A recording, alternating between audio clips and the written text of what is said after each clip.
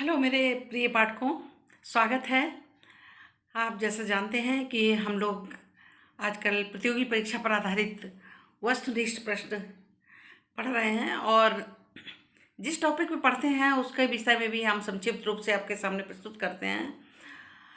वस्तुनिष्ठ प्रश्न का ज़्यादा ध्यान देते हैं क्योंकि वस्तुनिष्ठ प्रश्न ही आने हैं। वस्तुनिष्ठ प्रश्न के माध्यम से हम जो भी टॉपिक होता है, जैसे आजकल कक्षा प्रबंधन के विषय में चल रहा है, तो कक्षा प्रबंधन का पूरा वस्तुनिष्ठ प्रश्नों के माध्यम से अध्ययन करवाते हैं। कक्षा प्रबंधन की बात आती है तो एक सफल शिक्षक वही होता है जो कक्षा का प्रबंधन कर पाए, अनुशासन बनाए रखे, विद्यार्थियों को मोटिवेट कर पाए, अपनी कक्षा को सक्रिय एवं अनुशासित रख पाए। तो चलिए आज हम कक्षा प्रबंधन के 50 वस्तुनिष्ठ पढ़ते हैं और इसके पहले हम लोग कक्षा प्रबंधन के संक्षिप्त रूप से हमने परिचय प्राप्त किया, पढ़ा था और 50 प्रश्न इसके पहले हम पढ़ चुके हैं। कक्षा प्रबंधन पे 50 आज पढ़ेंगे। तो आप आत्म मूल्यांकन कीजिए कि आपको पता चले कि आपकी कितनी अच्छी तैयारी हो गई है। 100 प्रश्न ऐसे ये प्रश्न हैं कि कक्षा प्रबंधन के विषय में आपको और पढ़ने की जरा भी आवश्यकता नहीं रहेगी। प्रश्नों को रटने की ज़रूरत नहीं होती, समझने की बात होती है।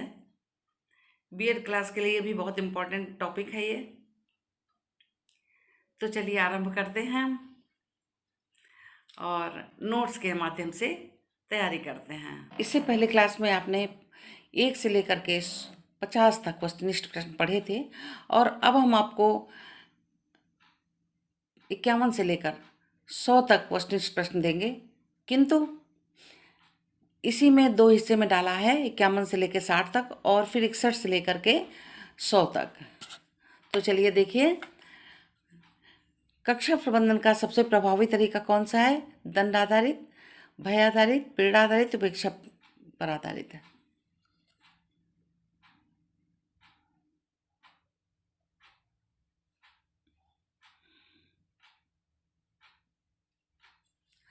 प्रभावी शिक्षक कक्षा प्रबंधन में किसका अधिक प्रयोग होता है? दंड का, पुरस्कार प्रोत्साहन का, मौन का या डराना? पुरस्कार और प्रोत्साहन का। कक्षा प्रबंधन में वैज्ञानिक आधार क्या है? मनोवैज्ञानिक, इतिहास, समाजशास्त्र, दर्शन। इसका उत्तर है मनोविज्ञान। कक्षा में अनुशासन का पहला नियम क्या है? मौन बनाए रखना, शिक्षक का आदेश पालन करना, निर्धारित नियमों का पालन करना, केवल पढ़ाई करना। उत्तर है निर्धारित नियमों का पालन करना। कक्षा प्रबंधन में विद्यार्थियों को सक्रियता का अर्थ है केवल पढ़ना, कार्य में संलग्न रहना, शोर करना या दंड पाना। कार्य में संलग्न रहना। कक्षा प्रबंधन की सफलता किससे आंकी जाती है? विद्यार्थियों की चुप्पी से, परीक्षा के अंकों से, शिक्षण के वातावरण से या दंड की संख्या से। उत्तर होगा शिक्षण के वातावरण से।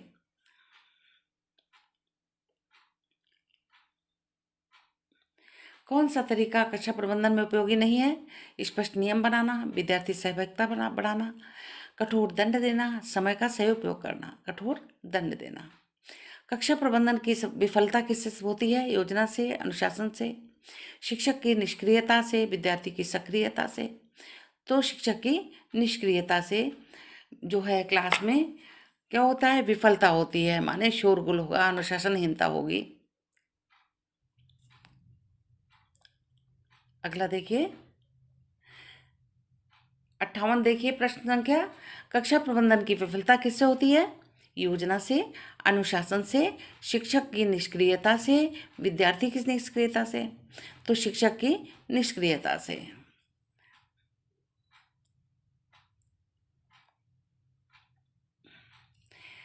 फिफ्टी कक्षा प्रबंधन की विफलता किससे होती है?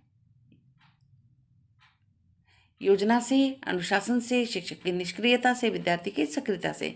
माने विद्यार्थी शिक्षक की निष्क्रियता से होती है विफलता। कक्षा प्रबंधन में गतिविधियों का उद्देश्य क्या है? समय बिताना, विद्यार्थियों को व्यस्त रखना, विद्यार्थियों का फिर देखिए समय बिताना, विद्यार्थियों को व्यस्त रखना, विद्यार्थियों का सर्वांगीण विकास करना, परीक्षा पास करना। विद्यार्थियों का सर्वांगीण विकास करना। अगर कक्षा प्रबंधन में अनेक गतिविधियां कराई जाती हैं, अंताक्षरी या प्रश्नोत्तर पूछना या कंपटीशन कराना। तो इससे क्या होता है, विद्यार्थियों में सर्वांगीण विकास होता है। अनुशासनहीनता रोकने के लिए सर्वोत्तम उपाय क्या है? उपेक्षा करना, डांटना, रोचक शिक्षण पद्धति प्रदान करना, दंड देना। तो इसका सही उत्तर होगा रोचक शिक्षण पद्धति अपनाना। अब हम पढ़ेंगे 61 से 100 तक। कक्षा प्रबंधन का प्रमुख कार्य क्या है? केवल परीक्षा लेना, शिक्षण को व्यवस्थित करना, विद्यार्थियों को दंड देना, केवल गृह कार्य देना, शिक्षण को व्यवस्थित करना। प्रभावी कक्षा प्रबंधन में शिक्षक को कैसा व्यवहार करना चाहिए? डराने वाला, प्रेरणादायी, उदासीन या निष्क्रिय? प्रभावी कक्षा प्रबंधन में शिक्षक को प्रेरणादायी व्यवहार करना चाहिए, जिससे बच्चों को, विद्यार्थियों को प्रेरणा मिले। कक्षा प्रबंधन की सफलता किस पर अधिक निर्भर है? विद्यार्थियों की संख्या पर, शिक्षक के नेतृत्व क्षमता पर, भवन पर, समय सारणी पर, शिक्षक की नेतृत्व क्षमता पर। अनुशासन का सर्वोत्तम रूप है भय, स्व अनुशासन, कठोर दंड, मौन। स्व अनुशासन।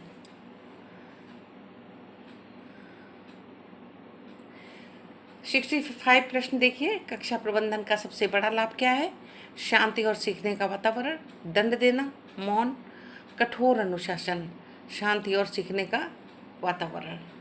कक्षा प्रबंधन का सबसे बड़ा लाभ क्या है? शांति और सीखने का वातावरण। अनुशासनहीनता किसका परिणाम है? प्रभावी प्रबंधन, लापरवाही और योजना की कमी, विद्यार्थियों की सक्रियता, सकारात्मक प्रेरणा। तो उत्तर इसका सही होगा लापरवाही और योजना की कमी। अनुशासनहीनता जो है कक्षा में या विद्यालय में तभी होती है जब लापरवाही करते हैं या योजनाबद्ध ढंग से कार्य नहीं किया जाता है। कक्षा प्रबंधन का मूलभूत आधार है दंड, अनुशासन, उदासीनता। कक्षा प्रबंधन का मूल आधार है दंड, अनुशासन, उदासीनता, परीक्षा। तो इसका उत्तर सही है अनुशासन। आदर्श शिक्षक कक्षा प्रबंधन में क्या अपनाता है? आदर्श शिक्षक कक्षा प्रबंधन में क्या अपनाता है? सहानुभूति दृष्टिकोण, कठोर दंड, मौन, निष्क्रियता। सहानुभूति दृष्टिकोण अपनाता है। आदर्श शिक्षक जो होता है वो सहानुभूति दृष्टिकोण विद्यार्थियों के प्रति, प्रबंधन के प्रति अपनाता है। 69 देखिए। कक्षा प्रबंधन में विद्यार्थियों को किस प्रकार से जोड़ा जाना चाहिए? दंड के माध्यम से, सहभागिता और गतिविधियों के द्वारा। दंड के माध्यम से, सहभागिता और गतिविधियों के द्वारा या माध्यम से, मौन रखवाकर या लगातार गृह कार्य करके। तो सबसे उत्तर सही होगा सहभागिता और गतिविधियों द्वारा। कुछ भी उन्हें कार्य दे दी जाए, गतिविधिता दे दी जाए या आपस में कुछ कार्य करने को दे दिया जाए तो उससे क्या हुआ, प्रबंधन बना रहता है, शांत रहेंगे बच्चे, काम में व्यस्त रहेंगे। अब अनुशासन किस प्रकार का होना चाहिए? बाहरी नियंत्रण पर आधारित होना चाहिए, आत्म अनुशासन पर आधारित होना चाहिए, दंड पर आधारित होना चाहिए, भय पर आधारित। तो आत्म अनुशासन पर आधारित होना चाहिए। आत्म अनुशासन जो है बहुत स्ट्रांग होता है, क्योंकि जो व्यक्ति अपने आप अनुशासित होता है वो ही बाह्य अनुशासन को भी ग्रहण कर पाता है। प्रभावी कक्षा प्रबंधन में शिक्षक प्रमुख गुण है। प्रभावी कक्षा प्रबंधन में शिक्षक का प्रमुख गुण है कठोरता, लचीलापन, क्रोध, मौन, लचीलापन। तो इसमें सही उत्तर होगा लचीलापन। प्रभावी कक्षा प्रबंधन में शिक्षक प्रमुख गुण क्या होता है? शिक्षक का लचीलापन। तो शिक्षक जो है लचीलापन होना चाहिए, एक ठूंठ की तरह नहीं होना चाहिए। लचीलापन होगा तभी विद्यार्थी जब गलत काम करता है डांट देता है, क्रोध आता है, फिर तुरंत वो क्या हो जाता है, क्रोध छोड़ देता है, उदार हो जाता है। तो ये लचीलापन है। कक्षा प्रबंधन में सबसे अधिक बाधा क्या है? सकारात्मक दृष्टिकोण, अनुशासन, शोर और व्यवस्था, सहभागिता। कक्षा प्रबंधन में सबसे अधिक बाधक होता है शोर और अव्यवस्था।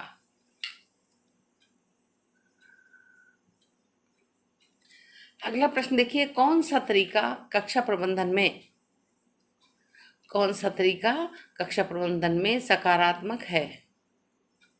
विद्यार्थियों को गतिविधियों में व्यस्त रखना, बिल्कुल सही है। और लगातार डांटना, कठोर दंड देना, उदासीन रहना। तो सही क्या है? विद्यार्थियों को गतिविधियों में व्यस्त रखना। शिक्षक को विद्यार्थियों के प्रति कैसा दृष्टिकोण होना चाहिए? देखिए, भयपूर्ण, दंडात्मक, सहानुभूतिपूर्ण, उदासीन। तो सहानुभूतिपूर्ण शिक्षक का व्यवहार विद्यार्थियों के प्रति होना चाहिए।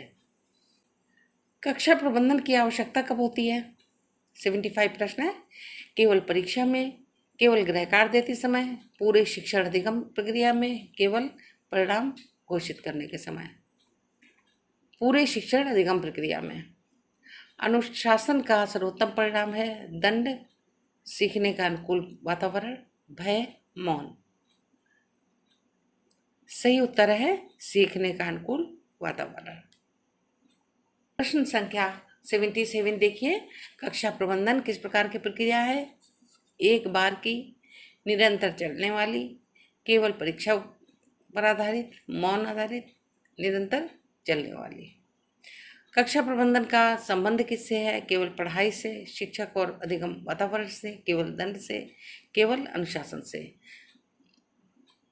शिक्षण और अधिगम वातावरण से। अगला प्रश्न है, शिक्षक को कौन से गुण से कक्षा प्रबंधन सशक्त होता है? क्रोध से, धैर्य और नेतृत्व से, कठोरता से, मौन से। धैर्य और नेतृत्व से। शिक्षक के जो गुण होता है धैर्य और नेतृत्व करने का, वो कक्षा प्रबंधन में को सशक्त बनाता है। कक्षा प्रबंधन का मुख्य आधार क्या है? दंड, योजना और संगठन, उदासीनता, डर। तो योजना और संगठन जो है वो कक्षा प्रबंधन का मुख्य आधार होता है। 81 देखिए, अनुशासनहीनता को रोकने में सबसे महत्वपूर्ण है क्या? सकारात्मक शिक्षण पद्धति, कठोर दंड, लगातार मौन, डराना। तो इसका उत्तर सही है सकारात्मक शिक्षण पद्धति। 82, प्रभावी कक्षा प्रबंधन किसे सुनिश्चित करता है? शांति और शिक्षण की आवश्यकता, केवल मौन, दंड की वृद्धि, गृह कार्य की अधिकता। तो सही उत्तर है शांति और शिक्षण की सफलता। कक्षा प्रबंधन की योजना कब बनानी चाहिए? शिक्षण के पहले, शिक्षण के बाद, परीक्षा के बाद, केवल अनुशासनहीनता होने पर। शिक्षण के पहले। तो शिक्षण विद्यार्थियों की में आत्मनुशासन कैसे विकसित कर सकता है? कठोर दंड से, प्रेरणा और सहभागिता से, मौन से, अपेक्षा से।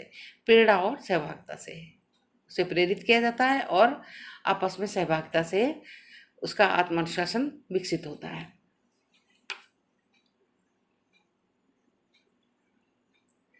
अनुशासन को किससे जोड़ा जा सकता है? भय से, आत्मनियंत्रण से, दंड से, मौन से। भाई आत्मनुशासन तो आत्मनियंत्रण से ही जोड़ा जाएगा, तो आत्मनियंत्रण इसका उत्तर हुआ। कक्षा प्रबंधन में नियमों का उद्देश्य क्या है? दंड बढ़ाना, व्यवस्था और स्पष्टता लाना, भय पैदा करना, समय बर्बाद करना। तो सही उत्तर होगा व्यवस्था और स्पष्टता लाना। कक्षा प्रबंधन के में नियमों का उद्देश्य है व्यवस्था और स्पष्टता लाना। कक्षा प्रबंधन की सफलता का एक संकेत है क्या? विद्यार्थियों को सक्रिय भागीदारी, मौन वातावरण, लगातार दंड, कठोर अनुशासन। विद्यार्थियों की सक्रिय भागीदारी, ये उत्तर सही है। प्रश्न 88 में देखिए, कक्षा प्रबंधन में शिक्षक की भूमिका क्या है? तानाशाह, मार्गदर्शक, मौन या निरीक्षक? मार्गदर्शक की है। शिक्षक जो है विद्यार्थियों को मार्ग दिखाता है। अनुशासनहीनता की समस्या को हल करने का सर्वोत्तम तरीका क्या है? अनुशासनहीनता हो इस समस्या को हल करने का सर्वोत्तम तरीका क्या है? इनमें से चारों में से विद्यार्थियों से संवाद करना, कठोर दंड, मौन रहना, अपेक्षा। विद्यार्थियों से संवाद करना, उनसे बातचीत करना और उनकी जो परेशानियां दूर करना, अनुशासित हो जाएंगे। अगला प्रश्न है 90, कक्षा प्रबंधन का सबसे महत्वपूर्ण उद्देश्य क्या है? केवल परीक्षा परिणाम सुधारना, शिक्षण को प्रभावी बनाना, मौन बनाए रखना, दंड देना। तो उत्तर होगा शिक्षण को प्रभावी बनाना, बी। अगला प्रश्न है, कक्षा प्रबंधन में 91, कक्षा प्रबंधन में सहभागिता क्यों आवश्यक है? अनुशासन बनाए रखने के लिए, मौन बनाए रखने के लिए, केवल परीक्षा की तैयारी के लिए, गृह कार्य पूरा करने के लिए। तो अनुशासन बनाए रखने के लिए कक्षा में प्रबंधन में सहभागिता क्यों आवश्यक है? अनुशासन बनाए रखने के लिए। कक्षा प्रबंधन का सीधा संबंध किससे होता है? शिक्षा की गुणवत्ता से, भवन की सुंदरता से, विद्यार्थियों की संख्या से, समय सारणी से। शिक्षा की गुणवत्ता से। अनुशासन का इसका अभिन्न हिस्सा है। 93 प्रश्न देखिए। अनुशासन किसका अभिन्न हिस्सा है? कक्षा प्रबंधन का, परीक्षा प्रबंधन का, गृह कार्य का या दंड का? तो कक्षा प्रबंधन का। अनुशासन जो है किसका अभिन्न हिस्सा है? कक्षा प्रबंधन का। शिक्षक को कक्षा में सबसे पहले क्या करना चाहिए? स्पष्ट नियम स्पष्ट करना चाहिए, दंड देना चाहिए, मौन रहना चाहिए, गृह कार्य देना चाहिए। नियम स्पष्ट करना चाहिए। सबसे पहले जो पढ़ने के ढंग है, जो बोलने का ढंग है, तो अनुशासन पहले बता देना चाहिए अपनी सारी बातें, उसके बाद आरंभ करना चाहिए। कि विद्यार्थी पढ़ाते समय बीच में बोल रहा है तो क्या होता है? ध्यान भटकता है। कायदे से जब शिक्षक पढ़ाते हैं तो विद्यार्थियों को लग रहा है कि यहाँ पे हमें नहीं आ रहा है, तो वो नोट कर लें, और नोट करने के बाद जैसे शिक्षक रुकता है उस समय से पूछना चाहिए। कक्षा प्रबंधन में प्रेरणा का क्या महत्व है? अनुशासन बढ़ाने का सहायक, समय व्यर्थ करने वाला है, विद्यार्थियों को कठोर बनाने वाला है, या भय उत्पन्न करने वाला है? अनुशासन को बढ़ाने में सहायक है। क्या? कक्षा प्रबंधन। अनुशासनहीनता का क्या कारण होता है? स्पष्ट नियम न होना, रोचक शिक्षण होना, विद्यार्थियों की सहभागिता और सकारात्मक। तो सही उत्तर है स्पष्ट नियम ना होना। अनुशासनहीनता का कारण क्या है? स्पष्ट नियम ना होना, जिससे विद्यार्थियों को पता ही नहीं रहता है कि वो क्या करते रहते हैं। नियम होना चाहिए और नियम का पालन करने के लिए उनको प्रेरणा देनी चाहिए। 97 में कक्षा प्रबंधन की दृष्टि से कौन सा शिक्षक आदर्श है? कक्षा प्रबंधन की दृष्टि से कठोर और क्रोधी? नहीं। सहानुभूति और प्रेरणादायी? मौन रहने वाला, उदासीन, सहानुभूतिपूर्ण और प्रेरणादायी। ये कक्षा प्रबंधन की दृष्टि से शिक्षक आदर्श होता है कि वो विद्यार्थियों के प्रति सहानुभूति रखे, और जब वो हो हल्ला भी मचाते हैं तो उनको प्रेरणा दे, उन्हें मोटिवेट करे। जो अनुशासन पालन करने के लिए कॉलेज या स्कूल में रहने के लिए। इसके बाद अनुशासन का सर्वोत्तम आधार क्या है? दंड, आत्म अनुशासन, मौन, भय। आत्म अनुशासन। अनुशासन का सर्वोत्तम आधार होता है आत्म अनुशासन। आत्म अनुशासन माने अपना जो हमारे द्वारा बनाया जाता है अनुशासन, वो कि हम सुबह उठेंगे, इतने बजे उठेंगे, नहाए धोएंगे, खाना खाएंगे और हम कॉलेज पहुँचेंगे। कॉलेज में हम ध्यान से टीचर की, शिक्षक की बात सुनेंगे, और हम वहाँ भी ये काम करेंगे, ये नोट्स बनाएंगे। तो ये क्या है? आत्मानुशासन। लेकिन जब घर में माँ बाप जो नियम बना देते हैं, कॉलेज में कॉलेज वाले नियम बना देते हैं, तो वो क्या होता है? बाह्य अनुशासन होता है, लेकिन उसका पालन करना होता है। अनुशासन का सर्वोत्तम आधार क्या है? दंड, आत्मानुशासन, मौन और भय। तो आत्मानुशासन। अनुशासन का सर्वोत्तम आधार क्या है इनमें से? आत्म अनुशासन।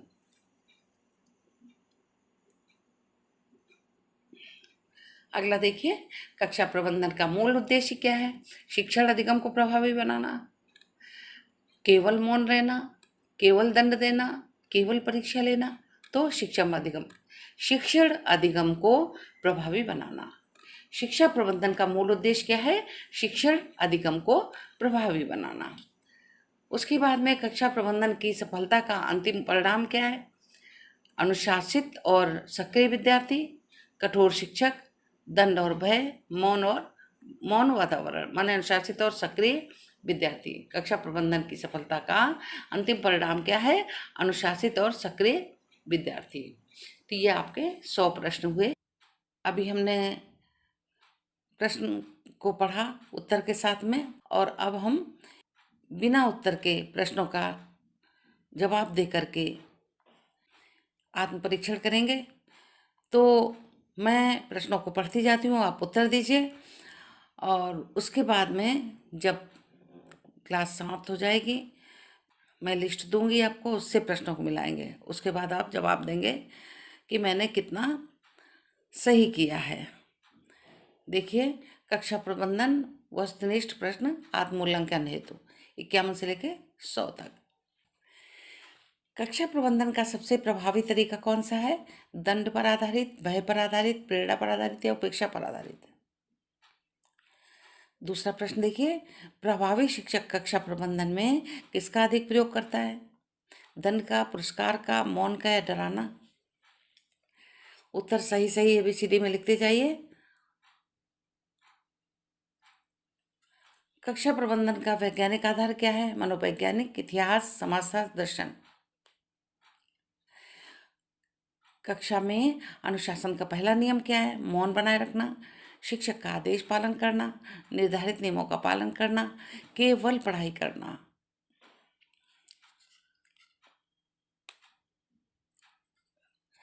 कक्षा प्रबंधन में विद्यार्थियों की सक्रियता का अर्थ है केवल पढ़ना, कार्य में संलग्न रहना, शोर करना, दंड पाना।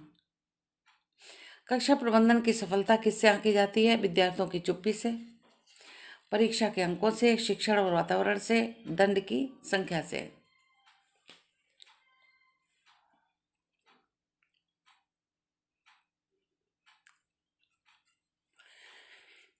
कौन सा तरीका कक्षा प्रबंधन में उपयोगी नहीं है? स्पष्ट नियम बनाना, विद्यार्थी सहयोग सहभागिता बढ़ाना, कठोर दंड देना, असमय का सही उपयोग करना। कक्षा प्रबंधन की विफलता किससे होती है? योजना से, अनुशासन से, शिक्षक की निष्क्रियता से, विद्यार्थी की सक्रियता से। एक तो देखिए सारे ये क्वेश्चन आप पढ़ चुके हैं, दूसरे अगर नहीं भी पढ़े हैं तो बहुत ही मतलब आसान है। अगर ज़रा भी आप सोच रखते हैं, उसको सोच के देखिए, तब फिर आपको समझ में आ जाएगा। अगर आप ऐसे कन्फ्यूजन में होते हैं, बहुत ध्यान से सुनिए, तभी फायदा है। कक्षा प्रबंधन में गतिविधियों का उद्देश्य क्या है? समय बिताना, विद्यार्थियों को व्यस्त रखना, विद्यार्थियों का सर्वांगीण विकास करना, परीक्षा पास करना। अनुशासनहीनता रोकने का सर्वोत्तम उपाय है उपेक्षा करना, डांटना, रोचक शिक्षक पद्धति अपनाना या दंड देना। उत्तर लिखते जाइए जल्दी जल्दी। उसके बाद में पाठक देखते हैं कि वो कितने बुद्धिमान हैं। कक्षा प्रबंधन का मुख्य कार्य है परीक्षा लेना, शिक्षण को व्यवस्थित करना, विद्यार्थियों को दंड देना, केवल गृह कार्य देना।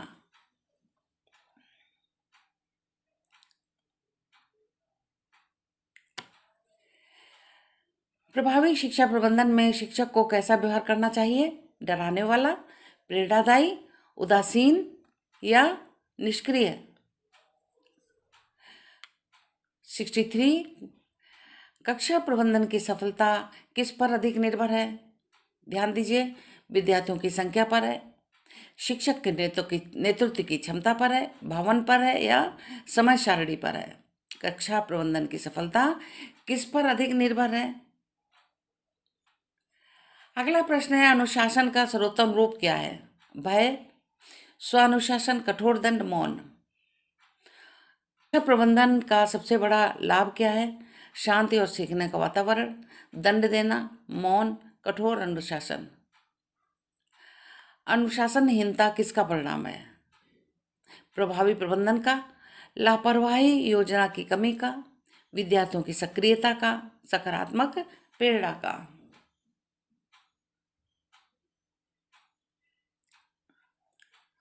कक्षा प्रबंधन का मूल आधार क्या है? दंड, अनुशासन, उदासीनता, परीक्षा। कक्षा प्रबंधन का मूलभूत आधार है दंड, अनुशासन, उदासीनता, परीक्षा। क्या लिखिए उत्तर। आदर्श शिक्षक कक्षा प्रबंधन में क्या अपनाता है? सहानुभूतिपूर्ण दृष्टिकोण, कठोर दंड, मौन, निष्क्रियता। कक्षा प्रबंधन में विद्यार्थियों को किस प्रकार का जोड़ा जाता है? दंड के माध्यम से, सहभागिता के गतिविधियों द्वारा, मौन रखवाकर या लगातार गृह कार्य देकर। उत्तर लिखिए। अनुशासन किस प्रकार का होना चाहिए? बाहरी नियंत्रण पर आधारित, आत्म अनुशासन पर आधारित, दंड पर आधारित या भय पर आधारित? प्रभावी कक्षा प्रबंधन में शिक्षक का प्रमुख गुण है कठोरता, लचीलापन, क्रोध, मौन। अगला प्रश्न है, कक्षा प्रबंधन में सबसे अधिक बाधक क्या है? सकारात्मक दृष्टिकोण है, अनुशासन है, शौर्य और व्यवस्था या सहभागिता। उत्तर लिखिए, कौन सा तरीका कक्षा प्रबंधन में सकारात्मक है? देखिए, विद्यार्थियों को गतिविधियों का व्यस्त रखना, लगातार डांटना, कठोर दंड देना, उदासीन रहना। कौन सा तरीका प्रबंधन में सकारात्मक है? शिक्षक को विद्यार्थियों के प्रति कैसा दृष्टिकोण रखना चाहिए? भयपूर्ण, दंडात्मक, सहानुभूतिपूर्ण, उदासीन। शिक्षक को विद्यार्थियों के प्रति कैसा दृष्टिकोण रखना चाहिए? कक्षा प्रबंधन की आवश्यकता कब होती है? केवल परीक्षा में, केवल गृहकार्य देते समय, पूरे शिक्षण अधिगम प्रक्रिया में, केवल परिणाम घोषित करने में। उत्तर जो सही है लिखिए, अनुशासन का सर्वोत्तम परिणाम है दंड, सीखने का अनुकूल वातावरण, भय और मौन। अनुशासन का सर्वोत्तम परिणाम क्या है? दंड है या सीखने का अनुकूल वातावरण देना है या भय पैदा करना है या मौन रखवाना है। अब 77 देखिए, कक्षा प्रबंधन किस प्रकार की प्रक्रिया है? एक बार की, निरंतर चलने वाली, केवल परीक्षा आधारित है या मौन आधारित है?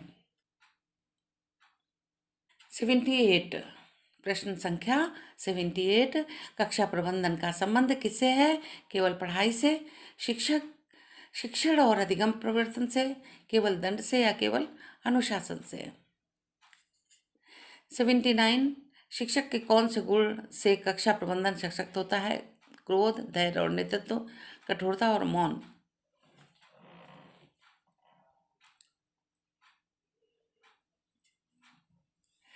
कक्षा प्रबंधन का प्रमुख आधार क्या है? दंड, योजना संगठन, उदासीनता, डर।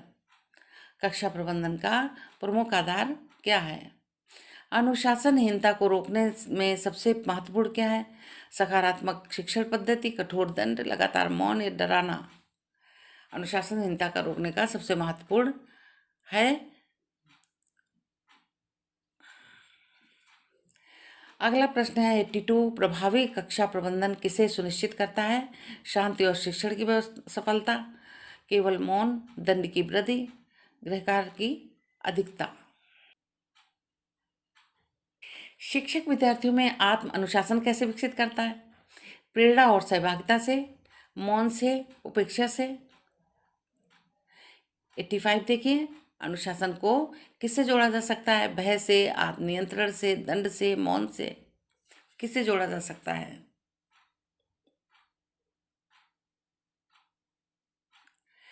कक्षा प्रबंधन में नियमों का उद्देश्य क्या है? कक्षा प्रबंधन में नियमों का उद्देश्य क्या है? दंड बढ़ाना। जो नियम बनाए जाते हैं कक्षा प्रबंधन के लिए विद्यालयों में, उनका उद्देश्य क्या है? दंड बढ़ाना, व्यवस्था और स्पष्टता लाना, भय पैदा करना या समय बर्बाद करना। अगला प्रश्न है, कक्षा प्रबंधन की सफलता का एक संकेत है विद्यार्थियों की सक्रिय भागीदारी, मौन वातावरण, लगातार दंड, कठोर अनुशासन। कक्षा प्रबंधन में शिक्षक की भूमिका क्या है? तानाशाह, मार्गदर्शक, मौन दर्शक या निरीक्षक? अनुशासनहीनता की समस्या को हल करने का सर्वोत्तम तरीका क्या है? विद्यार्थियों से संवाद करना, कठोर दंड देना, मौन रहना या उपेक्षा करना।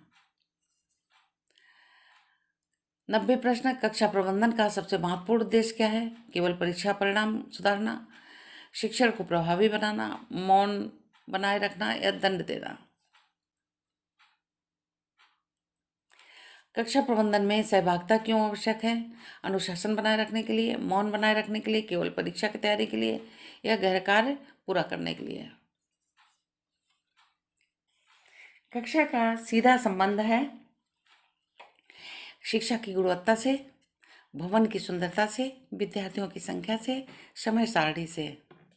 उत्तर लिखिए, अनुशासन किसका अभिन्न हिस्सा है? अनुशासन किसका अभिन्न हिस्सा है? कक्षा प्रबंधन का, परीक्षा प्रबंधन का, गृह कार्य का, दंड का। शिक्षक को कक्षा में सबसे पहले क्या करना चाहिए? नियम स्पष्ट करना, दंड देना, मौन रखना, गृह कार्य देना। कक्षा प्रबंधन में प्रेरणा क्या महत्व है? अनुशासन बढ़ाने का समय, समय व्यर्थ करने वाला, अभ्यर्थियों को कठोर बनाने वाला, भय उत्पन्न करने वाला। अनुशासनहीनता का कारण क्या है? स्पष्ट नियम न होना, रोचक शिक्षण होना, विद्यार्थियों की सहभागिता और सकारात्मक प्रेरणा।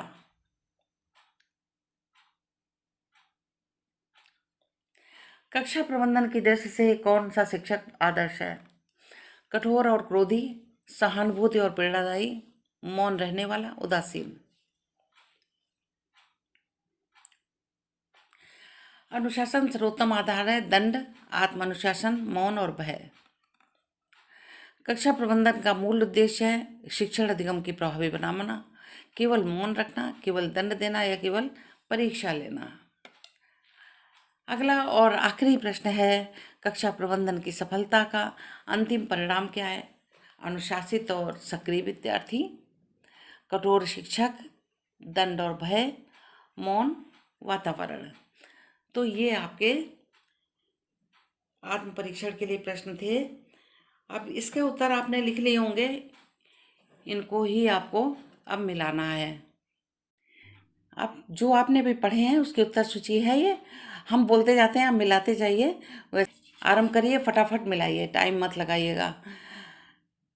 51 का सी, 52 का बी, 53 का ए, 54 का सी, 55 का बी, 56 का सी, 57 का सी, 58 का सी, 59 का सी, 60 का सी, 61 का बी, 61 का बी, 62 का बी, 63 का बी, 64 का बी, 65 का ए, 66 का बी, 67 का बी, 68 का ए, 69 का बी, 70 का बी, 71 का बी, 72 का सी, 73 का ए,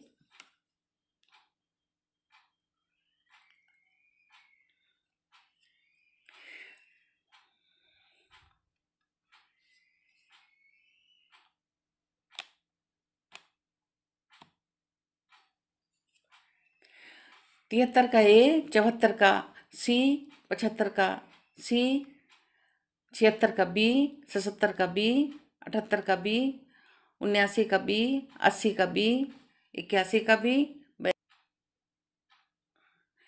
83 का ए, 84 का ए बी, 85 का बी, 86 का बी, 87 का बी, 88 का बी, 89 का बी, 90 का बी, 89 का ए, सॉरी फिर से देखिए, 88 का बी, 89 का ए, 90 का बी, 91 का ए, 92 का बी ए, 93 का ए, 94 का ए,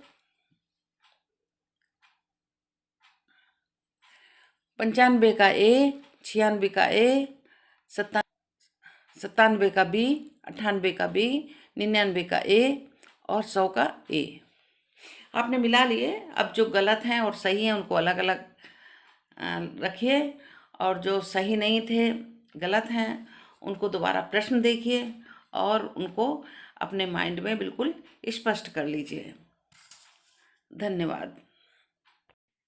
तो आपने आज ये 50 प्रश्न पढ़े और 50 प्रश्नों का आत्ममूल्यांकन किया, माने आपने 100 प्रश्नों को पढ़ लिया और कक्षा प्रबंधन के विषय में 100 प्रश्नों को आपने अध्ययन किया और 100 प्रश्न ही आपने अपने आत्ममूल्यांकन के लिए पढ़े। जो हमने बाद में आपको प्रश्नों को बोलकर आपकी हेल्प भी की है। आशा है बहुत अच्छा टॉपिक था, आनंद आया होगा। और ये ऐसा टॉपिक है कि सभी पाठक एग्ज़ाम दे रहे हैं कि नहीं दे रहे हैं, ज़रा पढ़ के देखिएगा। और जब आप आत्म परीक्षण करेंगे, वो वाले प्रश्न पढ़ेंगे, सभी पाठकों से हम कह रहे हैं, सभी श्रोताओं से कह रहे हैं, जब आत्म परीक्षण वाले प्रश्न पढ़ेंगे, अपने आप उसमें आंसर निकालेंगे तो बड़ा आनंद आएगा आपको।